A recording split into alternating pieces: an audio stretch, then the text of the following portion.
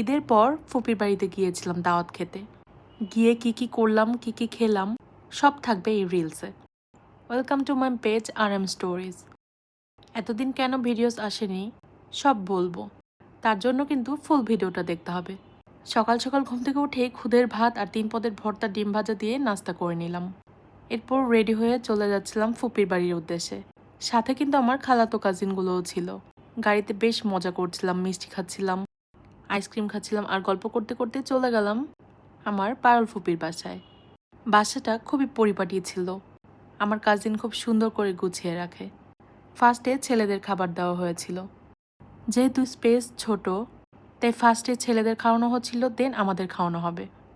এখানে আমার কাকা, আমার হাজব্যান্ড, কাজিনরা বসে খাচ্ছিল। আর এই তো আমি ভিডিও করব বলে আমার সব বোনেরা এভাবে ফেস হাইড করে রেখেছে।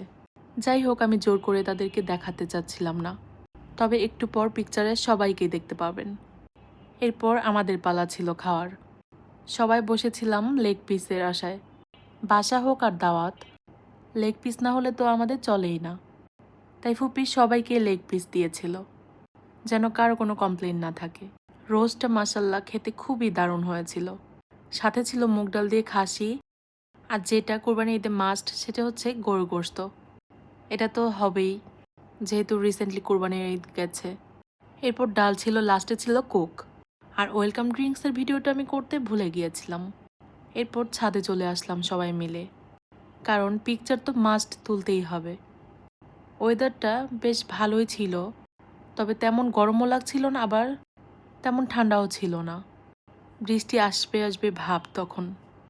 এর মধ্যে পিকচার তুলে আমি আবার ড্রেস চেঞ্জ করে চলে আসি। আর তখনই এত জোরে বাতাস বইছিল, এক কথায় ওয়েদারটা হঠাৎ করে চেঞ্জ হয়ে গেল। এত ভালো লাগছিল, বৃষ্টির জন্য সবাই দৌড়ে নিচে চলে আসছিলাম। আমার কেন জানি বৃষ্টির চেয়ে বৃষ্টি আসার আগ মুহূর্তটা বেশি ভালো লাগে। হুট করে ঝুম বৃষ্টি নেমে পড়ল, আর আমি তো হাত ভিজাচ্ছিলাম। সাথে আমার আরেকটা কাজিন ছিল আর আমার বোন ছিল। বৃষ্টি হলে কেন জানি আমার বড় ফুপির কথা খুব মনে পড়ে যায়। তাকে যেদিন কবর দেওয়া হয় সেদিন খুব বৃষ্টি ছিল। আমার কিন্তু 6টা ফুপি। এক ফুপি তো আমাদের জন্মের আগেই মারা গিয়েছিল, যার কারণে দেখতে পাইনি। এরপর আজ 17-18 দিন হয়ে গেল আমার বড় ফুপি মারা গেছে। ভাবতেই খুব খারাপ লাগে। সবাই আমার ফুপির জন্য বেশি বেশি দোয়া করবেন। এরপর সবার ছোট যে ফুপি, তার আগের ফুপি হচ্ছে আমার পারুল ফুপি। ওদের বাসায় বহুদিন পর দাওয়াত খেতে গিয়েছিলাম। আমার এই ফুপি যেহেতু জব করে, তাই তেমন একটা সময় হয়ে ওঠে না, আর সবার টাইমও তেমন মিলে না, যার কারণে ফুপিদের বাসায় বেশি একটা যাওয়া হয় না। এই ঈদের টাইমটাই একটু ঘোরাফেরা হয় আর কি। এরপর কি আর বাসায় ব্যাক করছিলাম, সবাই মিলে এটা সেটা খাচ্ছিলাম। ফার্স্টেই বলেছি খালাতো কাজিনদের সাথে নিয়ে গিয়েছিলাম। মুড অফটা চলে গিয়েছিল ওদের সাথে বসে গল্প করে। সব মিলিয়ে দিনটা বেশ ভালো কেটেছে আলহামদুলিল্লাহ। ভেবেছিলাম আর কোনো ভিডিওস বা রিলস করবই না, পেজটা অফ করে দেব।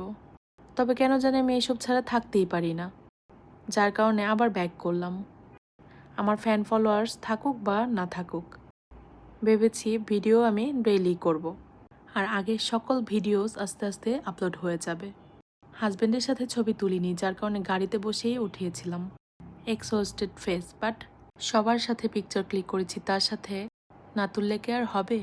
আপনারা কিন্তু আবার নজর দিয়েন না, এমনিতে কিন্তু আমাদের ঝগড়া লেগেই থাকে। যাই হোক, কথাগুলো ফান হিসেবে নেবেন।